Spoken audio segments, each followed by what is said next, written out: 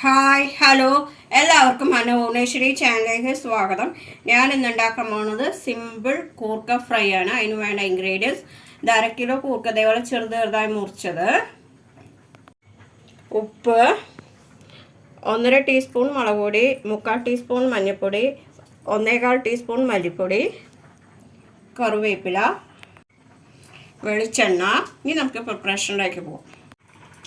കൂർക്ക ഇതേപോലെ മുളക് പൊടി, മല്ലിപ്പൊടി, മഞ്ഞൾപ്പൊടി, ഉപ്പൊക്കെ ഇട്ട് നന്നായി മിക്സ് ചെയ്തിട്ട് ഒരു 20 മിനിറ്റ് വെക്കുക.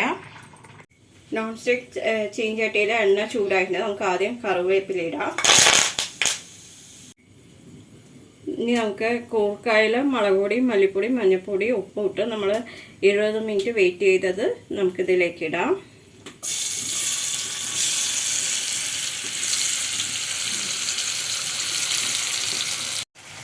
നമുക്കിതൊന്ന് മൂടി വയ്ക്കാം. ഇടയ്ക്കിടയ്ക്ക് ഇളക്കി കൊടുക്കണം. എന്നിട്ട് ഫ്രൈ ആയി വരുന്നവരെ നമുക്ക് വെയിറ്റ് ചെയ്യാം. നമുക്ക് മൂടി തുറന്ന് നോക്കാം. ഫ്രൈ ആയിക്കൊണ്ട് വരുന്നുണ്ട്. ഇങ്ങനെ ഇടയ്ക്കിടയ്ക്ക് ഇളക്കി കൊടുക്കുക, നന്നായി ഫ്രൈ ആവുന്നത് വരെ.